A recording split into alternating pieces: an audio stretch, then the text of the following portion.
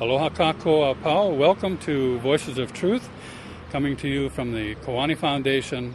And today, our segment's coming to you from the palace grounds, Iolani Palace, Honolulu, the seat of the Hawaiian government, on Sunday, January 16th, 2006. We're here for the commemoration of the 113th anniversary of the overthrow of Iolani and the sovereign kingdom of Hawaii.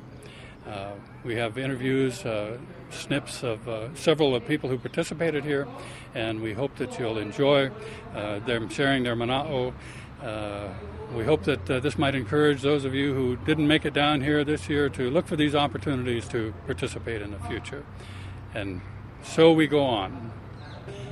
Very pleased to have with us today Dexter Katayama, and very pleased to have him speak with you on the things that have that made him the person that he is, what his interests are, et cetera, et cetera. And we just kind of roll from that. Okay. Mahalo for being with us today. Yeah. Hey, aloha mai kako. I'm Dexter Ke'eaumoku Katayama.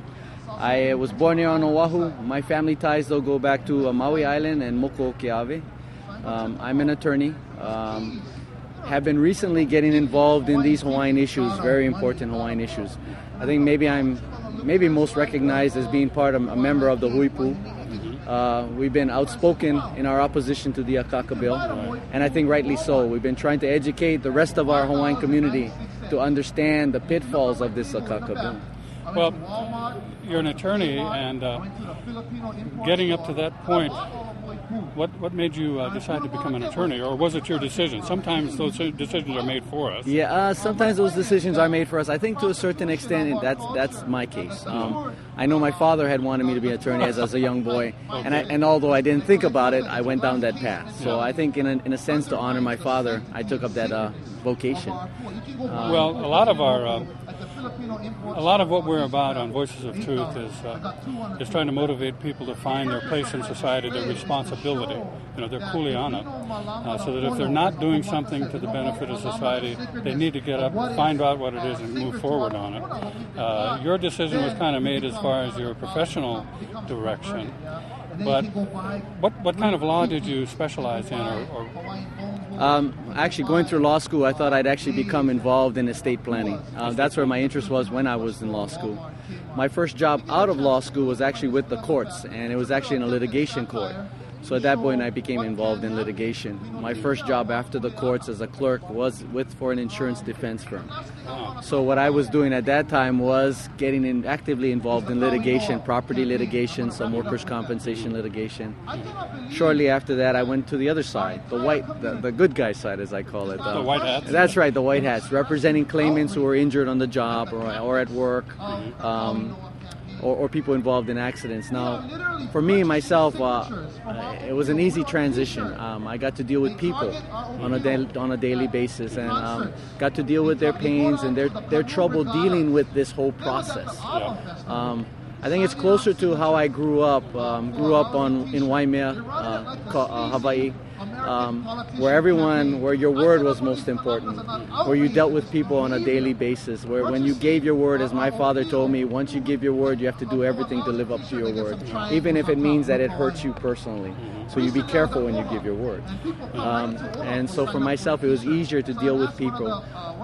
I would have to say my rebirth or my understanding of this kuleana, of these important issues with Hawaiian issues is a fairly recent one. Going through law school, after that having a family, my most important kuleana was raising my family. Sure.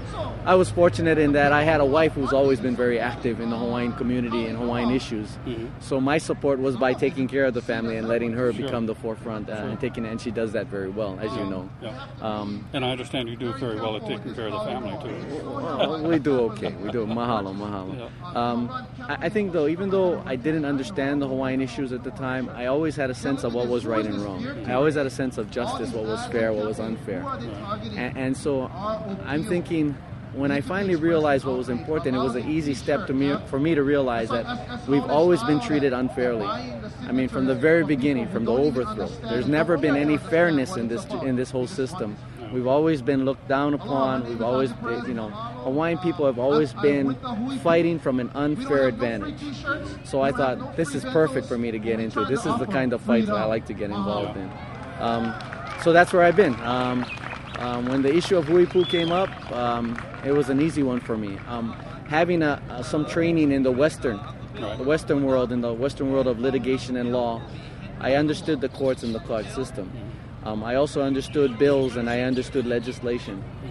So once I had an opportunity, I read the Akaka bill. I understood this Akaka bill to be a detrimental piece of legislation for our Hawaiian people. Was the huipu Akaka bill scenario what first drew you in? Actually, drew you into the issues of sovereignty, self-determination? I have to again. For me, it was my wife. Okay. She's always been involved, so I was always on the outside, on the fringe, learning a little from her. 2 years ago, actually about 3 years ago, I had my first experience on Kaho'olawe. And for me, that was my time of reawakening. That's been life-changing for life-changing. a lot of people. Yeah. Going to the island was life-changing for me. Shortly after that, I became involved in a men's cultural group, the Halimua, that also has been life-changing for me. Not having a lot of experience or background in the cultural values, it was a good way for me to learn. And I saw myself, that's a rebirth, so it's relearning. Of course, I wouldn't call myself a cultural expert, but we learn every day. Well, that's interesting because a lot of us have kind of followed the same track. A lot of us went away, we came back, and not until later in life actually started immersing ourselves, educating ourselves. So we've walked some of the same trails. My family comes from Kona, Hawaii Island. And the name Ka'ihama is a familiar one for us over there too. My family was working backwards with Muller and Palaulelo and Kekaula. I mean, that whole Kona area is just replete with families that were so close over so long a period of time. And I see Ka'ihama, you go to the cemetery, which is not normally where I hang out, but let's face it, we go there at times and see Ka'ihama is a prominent name there. And there were interactions with my family over there between Ka'ihama. As Kalikoa made a point the other day, I was talking about, we probably all have some connections to Moko Okeawe. And it would seem to make sense since it was Kamehameha the first that ended up united these islands. So, so the fact that we all have some relation or some connection back to Moko Okeawe makes sense to me. Yeah. Getting back to the Akaka bill, you said you read it. Yes. And I would assume that your legal training had probably given you a little edge on getting a read, getting a feel for what it contained, what it didn't contain, what it inferred but did not actually put forth and articulate. As I understood from the initial version, I think there's been about 9 or 10 other versions since that time. And what's significant about that is that only in the first version did Hawaiians actually have some significant consultation. That was the only version on which they actually had public hearings.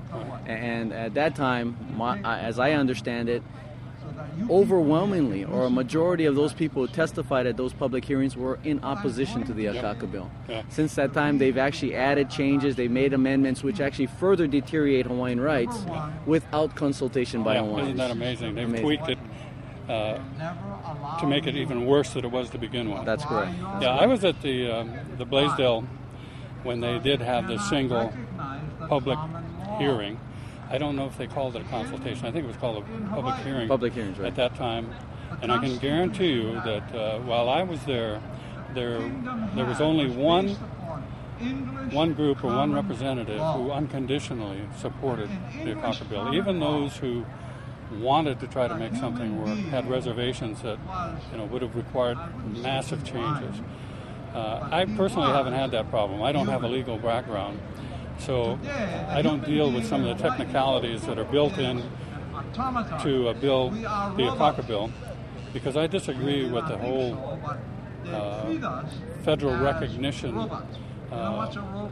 policy as it exists, it has existed and exists today. So I have problems with the administering agency, the Department of the Interior. They've proven to me that they can't take care of the kuleana that they have already for Native Americans, Alaska Native. So why would anybody in their right mind want to subject themselves to that same policy, no matter what the bill says, So the bill to me has not been really. I've had many people close to me say, a person's conduct in the future is usually dictated by their past conduct.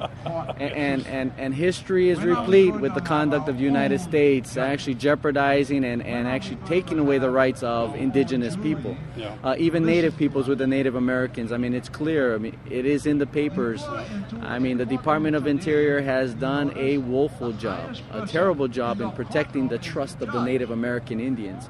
And that's exactly the same thing that's going to happen to the Kanaka Maoli that want to be called, or by legislations will legislate us to be Native Americans or Native Hawaiians. Yeah. Right. Well, I hope that our discussion might prompt a lot of the Kanaka who are maybe on the fence or who are not even involved in the issues. Take a look at what's happening. Take a look at what's happening with what Native Americans are taking to court now. Right. Now that they've realized what's been done to them by the settlements and the negotiations that they've made under their agreements with the United States. But it's difficult to do, and it's difficult to ask each of our Hawaiian communities to stand up, open your eyes, take a look at what's going on, because all of us are so immersed in our own kuleana. Most of us have they're difficult time just trying to survive here. Sure. But if you can, if I have anything that I would like to be known for, say, just take a step back, look at the legislation. It takes a little while, it takes some responsibility, but read it. If you read the bill, I think it becomes clear to you. I recently did a side-by-side analysis, and it's just an analysis of the language. I didn't actually give a legal analysis, but I did a comparison between the most recent version, the most prior version and the most recent version, and it says it becomes clear to you the rights that they are continuing to take away. You no longer have a say in the military presence here in Hawaii. Your claimed spirit has been eroded. There no longer is a claimed spirit. You no longer have a right to take them to courts, as even the Native Americans do. All you have is the ability to maybe negotiate with the United States with no way of holding them in case they have a bad faith dealing with those negotiations. It really doesn't allow us any. There's no bright spots as I can see, unless you've made a decision in your mind to become an American citizen. Well, I'm wondering, we keep seeing this term, develop a process by which we can negotiate with the United States. Now, what does that negotiation mean to you? What does that represent? What's the outcome of a negotiation of that type? Well, let me put it in a normal legal setting. For example, when you have negotiations, or we call mediation, there's usually the backdrop, or there's the fallback, which is the court system. So if negotiations, as often happens, doesn't resolve the issue, you can go back to the courts. So it forces everyone, in a sense, on a level playing ground to deal with it in a good faith. You have to go and negotiate, because you realize that if you can't come to a resolution, or if you're not dealing with it in good faith, people can go back to the courts. There's recourse. There's recourse. You have no recourse under the Akaka bill. If the state decides not to negotiate with our Native Hawaiian organization that's created, or the United States decides not to negotiate with the Hawaiian organization in a fair manner, there is no recourse for the Native Hawaiian people.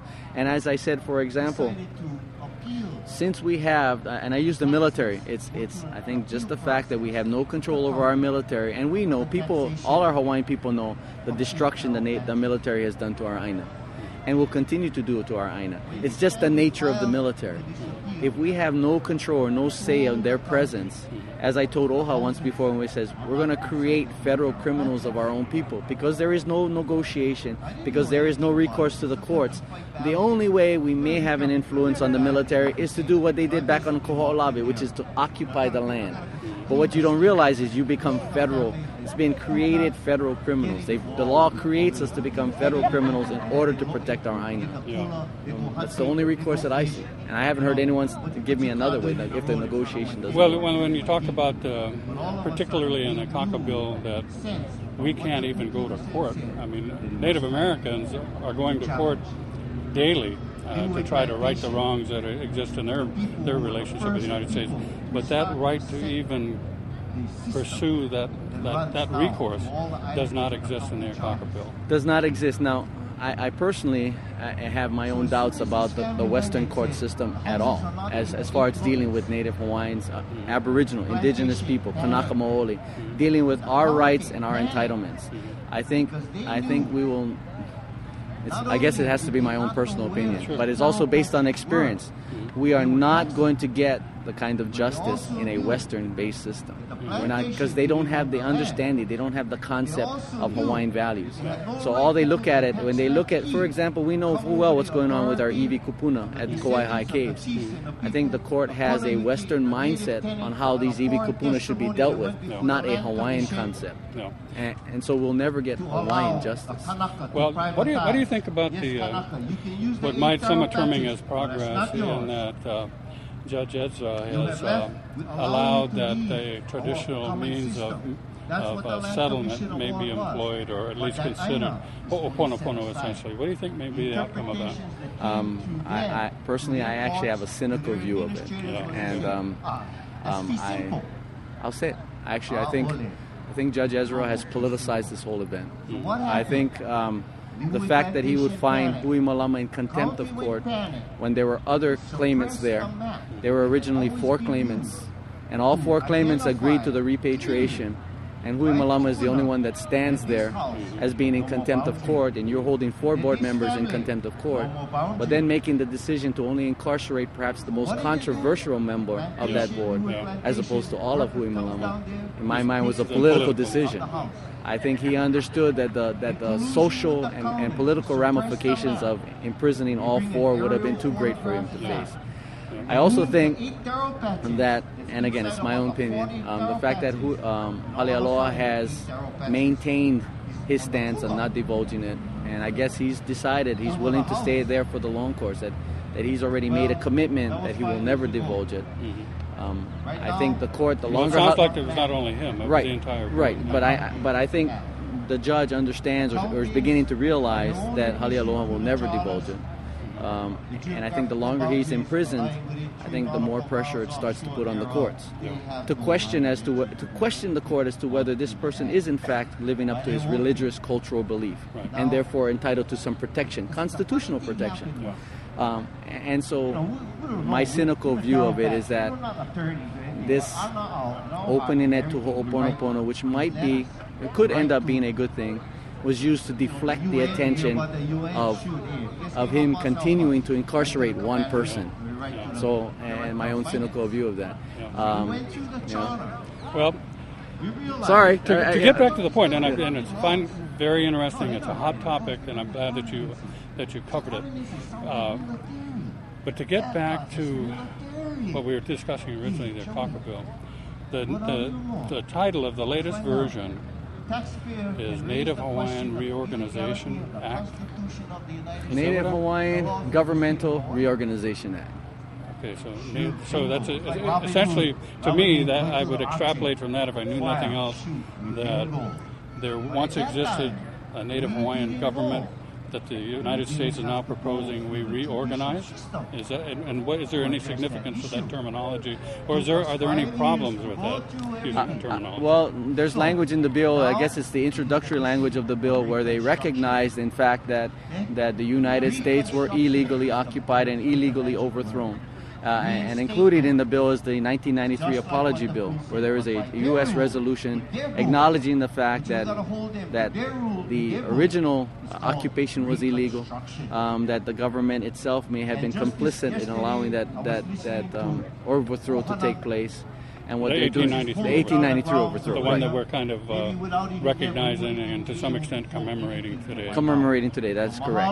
So there is language in the bill initially that recognized that event occurred, that the U.S. was complicit in it, that it was an illegal overthrow, that the 1993 Apology Bill acknowledges that as well. And so I think at that point it becomes an attempt, how is it, retribution or I can't think of the word right now. Restitution? Restitution. You know, it's the U.S. Congress's attempt to provide restitution to Native Hawaiians. And the way of doing it is allowing them to become a government within the United States government system. So, if I understand what you're saying, your answer to my question is that really what the reorganization is, it relates to the government that was in place in 1893, the one that was overthrown?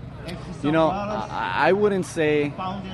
Let's see, I have to think about that. But because I wouldn't say. Because I can't see that what was in place in 1893 was a Native Hawaiian government. Right, and what they're doing with this bill is not reestablishing that government in 1893. What they're trying to do is they're reorganizing it. They're reorganizing it into another government within the framework of the United States government. Okay, I guess the hang-up that I have is that at the time of the overthrow, there was not a Native Hawaiian government in place, so how can we therefore reorganize that Native Hawaiian government? I see what you're saying. Because really what we had in place was a government that was comprised of people of a lot of ethnic descendancy, and that's what was recognized internationally. The sovereignty of that government was recognized internationally. Right.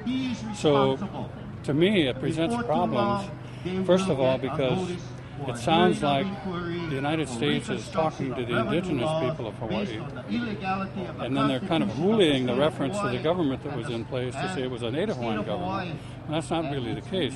Where legitimately, not only should Kanaka Maoli have a problem with the language of that, but the people who are descendants of non-Maoli citizens of the kingdom should also have a problem. Right, nationalists. Yeah, right, exactly. And I agree with you that all of them. I mean, it is so. When people discuss it with us, when we're talking about the pros and cons of the Akaka bill, and some of those people raise the race issue, we continue to say it was never a race issue. It was an issue of a nation that was overthrown, and it is that nation that the United States continues to fail to recognize again. Well, to me, the language of the bill itself, even the title, creates an issue, and I think there's an issue with the administration, the Department of Justice, with some of the language, and I think that has a lot to do with the administration's reluctance to help push this thing through. The fact is that with the Native Americans federally recognized, exercising what they still had the right of some sort of recourse and going to court, and in many cases winning, they have more than they can deal with right now, the Department of Justice, the Department of the Interior. So I really think the administration doesn't want to have anything to do with any new indigenous or reorganized governments coming in under the federal recognition. Personally, that's what my feeling is. Yeah, I think the present administration has no inclination or no reason to want to establish any kind of separation or any kind of recognition of the former government. I think this present administration is more about enveloping all the other organizations within under the United States government. I think that's what their intention is. That's what their inclination is. I think undoubtedly that, and I'm sure you might agree that it's not over. The bill is in some form is going to be submitted again at the next opportunity. Right. With that on our horizon, when it's time to gear up for that, what would you suggest that we insist on in addressing the next level of issues? I think education is important. I think, as Huipu, we were, of course, an organization that was really not funded. It was a group of people who volunteered their time, to put together their own time and effort and monies to try to educate our Hawaiian community about the pitfalls of the Akaka bill. We made requests to have some assistance by our governmental representatives, that being OHA, to at least present both sides of the bill. I think I would like our community to request that OHA have open and frank discussion about that. They take the lead in that. That they be unafraid to answer some of the criticisms. And that's what they're doing. They have a mindset. They don't want to answer those criticisms. I think if they're fairly representing our Hawaiian community, they should at least allow us open discussion on it. Well, earlier on, when we first got our discussion rolling, we both acknowledged the fact that there had been no hearing or no consultation here in Hawaii with the people that are going to be impacted for many years, certainly not on the most recent versions. What do you think about appealing to Chair John McCain, chair of the Senate Indian Affairs Committee? Come to Hawaii and let's see what the public feels over here.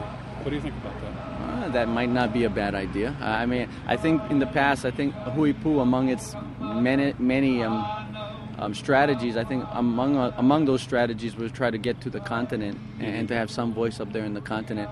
I know myself did send letters to my congressman, and I talked to them more in a Western concept. Sure. I talked to them about the democratic process, and I beseeched upon them to follow their own democratic process and open up these hearings. Again, since I'm speaking to them in their world, I use their language. Well, I've gone to D.C. many times, and I've submitted testimony, and we've, as Kiwani Foundation, we've walked the halls of Capitol Hill, and we've found that, of course, the members of Congress, the senators, the first people they listen to are the senators who come from Hawaii. If they have no other input from any other manner, they just assume that what our senators put forth is the truth. That when the senators say there's overwhelming support here in Hawaii, then they accept that. But when we walk in and start to give them the other side of the story, then their thing is, well, you better go talk to your senators. But there's another way to impact the vote in Congress, and that's by encouraging our ohana who live away from Hawaii, who live in different districts with votes from representatives and senators, to encourage them to lobby, essentially lobby, and make their people with California, Nevada, Arizona, everywhere, to make sure that their representatives, their senators know there's opposition back here, and to suggest that they make a stand. Okay, I think that's good mana'o, and I know you've been involved in some of the Huipu discussion, and we've always valued all the mana'o we receive, including your mana'o, so I think that's mana'o that we need to consider. I think that's mana'o that we need to have maybe take action on. Well, I think that we're all taking a deep breath right now. Rest up as much as you can. Take care of the responsibilities you have, because the battle begins again before too long. Well, now that my eyes are open, I realize the battle never ends. No, it goes. Yeah, exactly. I'd like to thank you on behalf of Kiwani Foundation for being with us, sharing your mana'o. Mahalo nui. I'm so happy that you finally decided to get involved personally yourself. And perhaps as the family grows and grows, you'll have more time to dedicate. Well, we're lucky because of my wife, and my children are already involved in the issue, so we're lucky. They're way ahead of where I've been. The package comes together. Yes. Mahalo nui. Once again, this is Voices of Truth from Kiwani Foundation, coming to you from the Palace grounds on January 16th, 2006. Mahalo nui. Aloha, awiho.